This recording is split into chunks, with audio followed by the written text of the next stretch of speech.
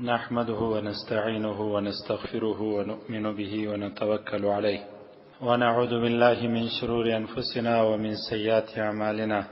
من يهده الله فلا مضل له ومن يضلل فلا هادي له، ونشهد أن لا إله إلا الله وحده لا شريك له، ونشهد أن محمدا عبده ورسوله. أما بعد، فأعوذ بالله من الشيطان الرجيم. بسم الله الرحمن الرحيم. قال الله تبارك وتعالى: يا أيها الذين آمنوا ادخلوا في السلم كافة. صدق الله العلي العظيم وصدق رسوله النبي الكريم، ونحن على ذلك من الشاهدين والشاكرين والحمد لله رب العالمين. تیر جمعه مو په دې باره کې لږ خبره وکړله د امام بخاري رحمه الله تعالی کتاب الادب المفرد کې 146 باب و 246 حدیث و چې انسان شتمن انسان هغه وخت بلل کېږي چې کله د نفس او د ځان شتمني ولري. لږ شی درلودي قناعت یې وکړي، خلکو ته بیا د خپل ضرورت لپاره خبره نه په اشاره کول نه ښکاره کول. تر ټولو شتمن مالدار او سخي انسان دغه دی. او که یو سړی په کور کې چایجوش او دیګ و دیګبر هم ولري، د ضرورت کور هم ولري، بچان هم ولري، سهار او ماښام چې د په ازل کې لیکلي وه هغه ګوله هم رسیږي، بیا هم خلکو ته تمه کوي چې راکه او یا په اشارو پازوي یا پیغور ورکوي یا بل څه پسې وایي یا په زور یې ځینې اخلي. دغه انسان شتمن او مالدار نه دی، ځکه چې نفس یې فقیر دی او په ظاهره باندې شتمن دی. شتمن او مالدار هغه انسان دی چې نفس یې شتمن وي، دننه په زړګي کې د داسې احساس وکړي چې هر څه الله ماته راکړي. او رښتیا هم قدرمنو، تاسو فکر وکړئ، ډېر ځله ډېر غریبان به تر ما تاسو ډېر لیدلي وي، د ځان سره به خبره کوي یا به تا ځینې اورېدلي وي او مجلس کې به یې کښېنستلی یې، شکر ورباندې کاږي، د هېچا مال ته احتیاج نه لري. ما چې خپله لیدلي دي، یو وخت د دوهمه درایي د عمومي چوک چې دی چارایي چې ده دلته د بولدک او د کندهار سړک سره یو ځای کېږي. یو وخت ما امامت و کور مې هم دلې و، نو یو ړوند سپین ږیری و، شاید اوس به ژوندی او که به نه ژوندی، دا د ضرورت شان پرتوګاشونه یې خرڅوله، پر اوږه به یې اچولې وه، لکړه به ورسره وه، پر دا سړک به روانو، په لکړه یې لار معلوموله او انسانانو به سودا ځینې کول. یعنی یو دوه درې ډېر واره زه ورته درېدلی او ورته ویلي مې دي چې دا کومک به یو چا کړی دی، ما ته به پیسې راکړي یو 5-6 زره چې دا مسکینانو ته ورکړه، باور به یې ورباندې. ما چې به ورکولې ولیا زه دا کار نه کوم، زه په خپل دست باندې، په خپل کسب باندې، په خپل مټ باندې او په خپل وس باندې یو شی ګټمه، د چا څخه فقر نه غواړم. دغه انسان ته ویل کېږي شتمن. او دا چې ټیلران، موټران، ګودامونه یې د ډېرو شیانو ډک وي او بیا هم د مسکین وینه زبېښي، غلط کار دی. دا چې په ملک او په وطن کې د غنمو ګراني رالل، بیا هم تاجران احتکار ذخیره کوي او مالونه پر خپل ولس باندې ګراني، ناروا کار دی، سوچ ناروا دی. مسکین په یو من غنمو باندې مړیږي نه، وررسیږي نه، په وس یې رسیږي نه.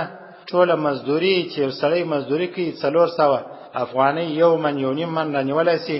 او دلته هغه کسان چې ذخیره کوي او پر خپل وطن، د خپل ښار، د خپل ولسوالۍ، د خپل بازار پر خلکو باندې اجناس د خوراک توکي ګرانوي، په شریعت کې ناروا کار، حرام کار، دغه انسانان ګناه کوي. په مال کې بیا برکت نسته. بیا ورسي الله رب العزت بیا هغه ذات دی چې د انسانانو څخه غچ او بدل اخلي. الله رب العزت د دوی څخه بیا پیسې په نورو لارو باندې مصرفوي.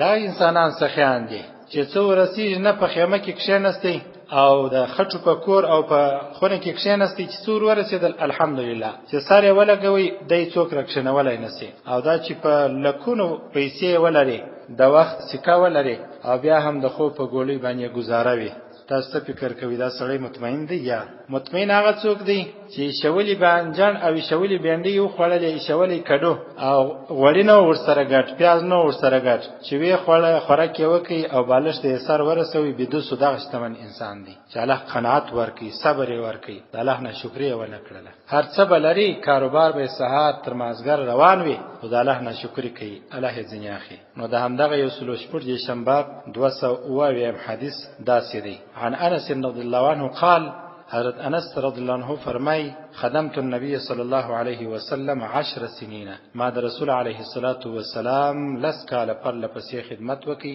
فما قال لي اف قط، فما قال نو نبی نه دی ویلی لی و ما ته اف قط.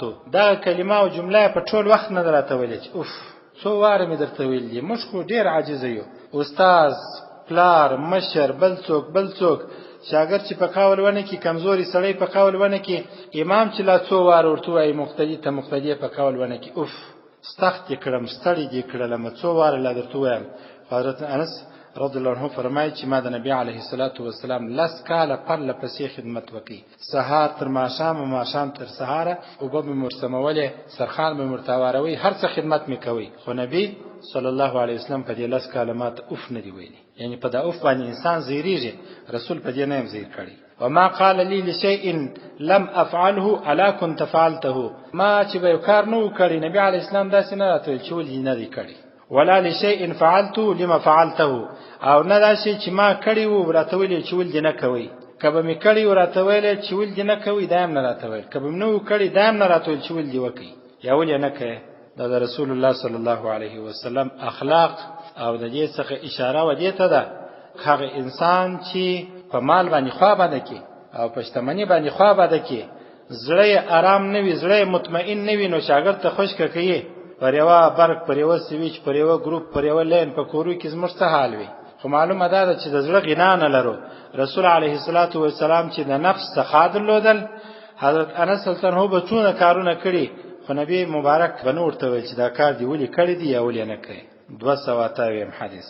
الله اکبر کبیره. حضرت عبدالرحمن اصم رحمه الله تعالی فرمای سمعت انس بن مالک، ما د حضرت انس بن مالک څخه واوریدل رضی الله عنه یقول دا خبره کول، کان النبي صلی الله علیه وسلم رحیما، رسول صلی الله علیه وسلم ډیر رحیم و، زړه د شفقت ډک او زړه داسې نرم و چې هیڅ کله سختیدی نه.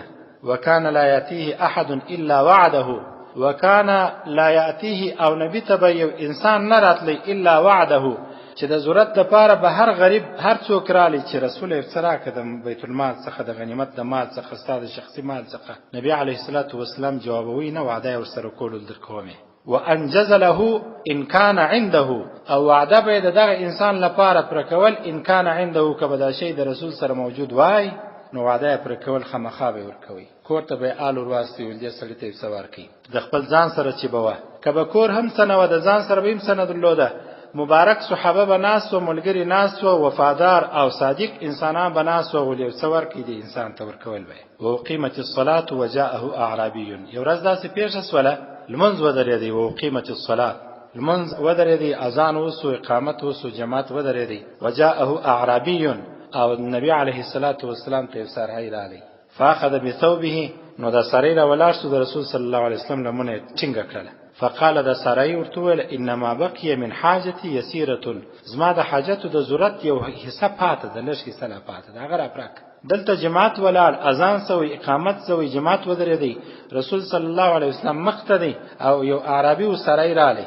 په هغه زمانه کې به چې صحرایان رالل د صحرا څخه، یو صحابي فرمایي وای موږ به خوشاله و چې د صحرا څخه یو څوک راسي او د نبی څخه پوښتنه وکړي، ځکه چې د نبی څخه به جلا پوښتنې کولې، موږ به خوشاله کېدل، زموږ معلومات به اضافه کېدل. وای را لباله تر لمن ونی وی ولید الله رسول ازما یو څه شان لا پاتې دی، ځکه ضرورت ملاستا او اخاف انصاها، او دغه بیر هم لرم کوس لاړم د خپل ضرورت میریج بیان سندرته ولای اوس مل را پیاس وت لمن نه ولې. فقام معه نبی علیه الصلاة والسلام ورسره ولاړ سو، اراده وکړل حتی فرغ من حاجته، د المنځ د ګوړی لپاره پریښوي ولاړی، حتی فرغ من حاجته، د سارای فقیر انسان د حاجت او ضرورت څخه ځان خلاص کی، فارغ کی، ثم اقبل فصلى، بالرالی په منځ ودرې د المنځ پراکی. ګوره د الله رسول دی، بلې خواته یو صحرا څخه راغلی انسان دی، او وخت د دې دی چې رسول علیه الصلاة والسلام د الله پر فریضه ولاړ دی، یا ورته دریږي یا اراده کړی ده یا پر اول صف کې دی اوس ور ولاړیږي.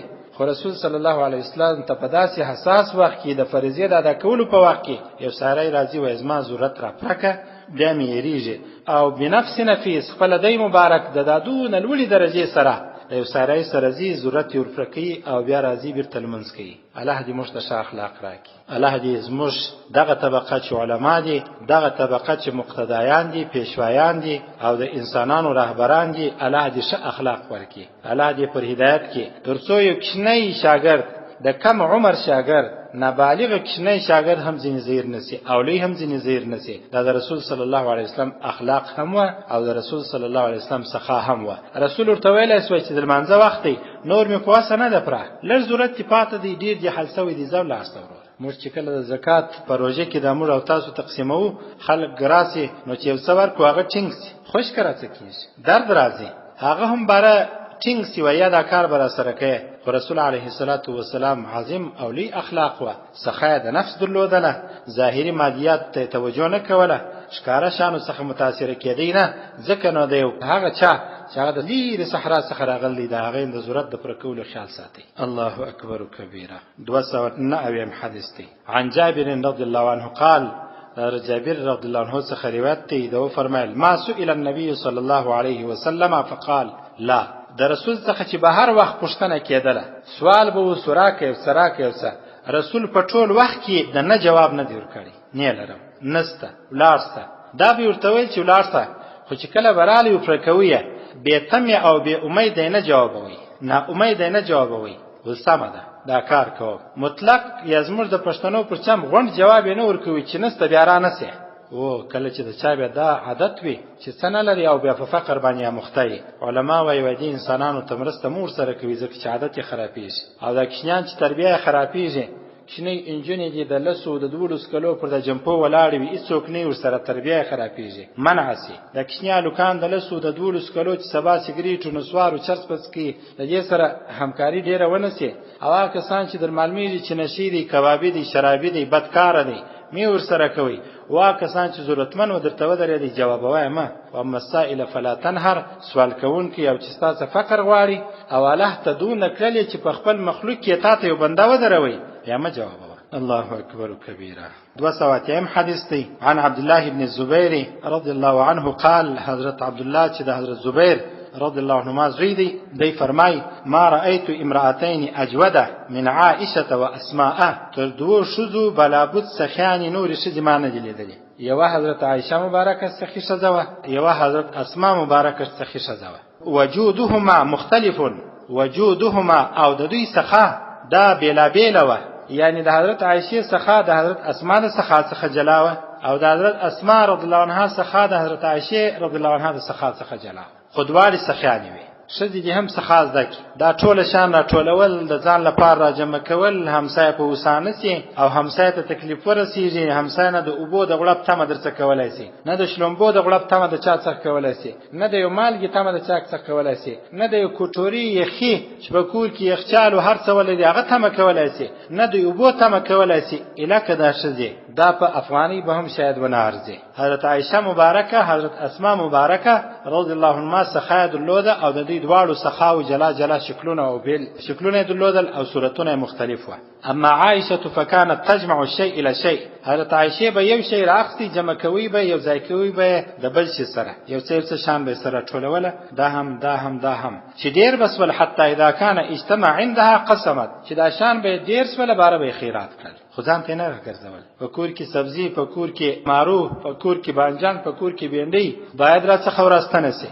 باید د کور زړو کې باید د خپل لباس، د کورنۍ لباس، د چپلکی، چمپلان، بوټونه دا حتی ونه رسوو چې تسمای هم پریس و بل هم پریس و بارې نه غورځوو. کوم وسو غریبانو مسکینانو ته ورکړي، خیرات دي، صدقات دي، زکات دي، هر څه چې دی ورکړي. او اکثره وخت ښځې بخیلانې وي، ښځې بخل کوي، نه ورکوي. ولې ورکم ورکه چې الله رب العزت د دربار څخه توکل ولره. الله متوکل ښځه خوښوي، الله متوکل انسان خوښوي. که په کور کې پر هر شي باندې لاس راګرځوي چې دا ټوله زما نه خیراتوم الله تنګي راولي. حدیث مبارک دی، د الله رسول فرمایي چې رب فرمایله چې انسان زما په باره کې څنګه ګمان کوي زاغسي ورسره کومه. ښځه دا ګمان کوي چې خاوند بیا شی رانه وړي، بیا به فقر جنه سمه، بیا به نو څوک راکوي، الله هغسې چلن ورسره وکړي، هغسې فقیروي. او که دا ګمان وي چې الله راکړې ده، د خاوند په اجازه یې ورکوي، خیرات کوي، مسکینانو ته یې ورکوي. ما درته وویل چې دا ساده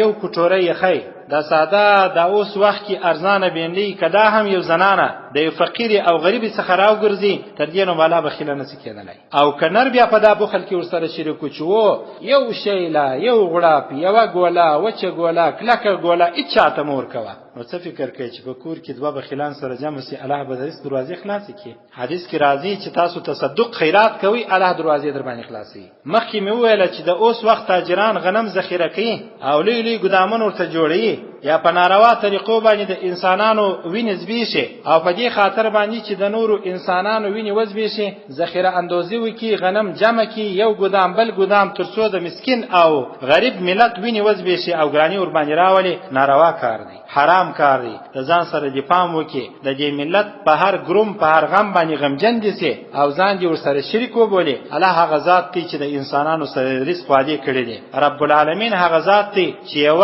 یا دوی درکې خود رب پر رضا درکې در رب په اراده درکې شکر لله الحمد چې د انسانانو خلاص کې د رزق نه کلیستانه کول پانستانه دروازې است بیا ډېر انسانانو لسی وای بیا به قومیت هم غالب وای بیا به سمت هم غالب وای بیا به ارث غالب وای پر نور انسانانو باندې به د رزق دروازې بندېدلای راسی د حضرت عائشه رضی الله عنها څخه د سخا چمز دکو د نفس څخه درلودل د مبارکیم څخه درلودل حضرت اسماء هم څخه درلودل د حضرت عائشه رضی الله عنها څخه دا و چې له شان جمع کول چې ډیر وسوله خیرات وکړه و اما اسماء فكانت لا تمسك شيئا لغد اما حضرت اسماء رضی الله عنها بیا خو او عادت داو سخیوه د نن شی سبا ته نه پرېښوي چې وره بل ضرورت به او استعمالوي به کبالا بدور کوي به حتی داسې ځای کې راځي و حضرت اسماء رضی الله عنها د خپل ضرورت شان هم نور تور کړی دي 300 کال مخکې حضرت عائشه او حضرت اسماء رضی الله عنهما د لوړي څخه مړې نسوي 300 کال مخکې مبارک صحابه کرام حضرت جلیبیب رضی الله عنه د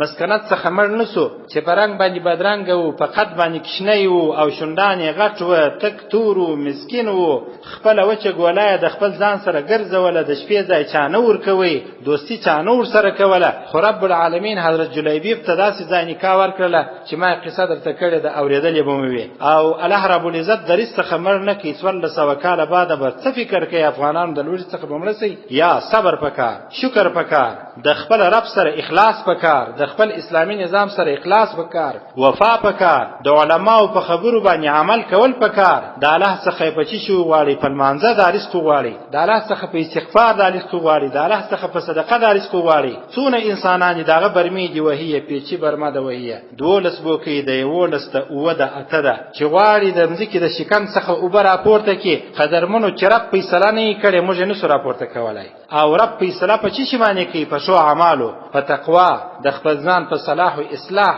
په استغفار هر څوک په خپل کورو کې روزانه په هفته کې په 4 ساعته کې د استغفار ختم شروع کړي زر واري وای چې رب العزت دا اوبه تاکشه د کړلې تی راپورته کولای شي ایا داسې څوک ست چې بما معین هغه اوبه چې جووري اوبه دي چې ندار اوبه دي د مځکې د شکم څخه راپورته کیږي را جووري اوبه راپورته کی بیل الله څخه څوک نسي راپورته کولای ورسي باغو والا تو واس تاجرانو تو واس ګدامو والا تو واس منډیان والا تو واس لوی لوی شرکتو والا تو واس ورته راسي د رب العالمین رزق قدمځي کی څخه راپورته کیږي په هر شکل د اسمان څخه را نازلې راکشته کیږي په هر شکل د دې لپاره په کار څه د خپل ګناهو څخه توبه خیراتونه او استغفار رب ما معاف کدا دعا ډیر غواړي رب العزت پر ټول خبرو د عمل کولو توفیق راکړي واخر دعوانا الحمدلله رب العالمین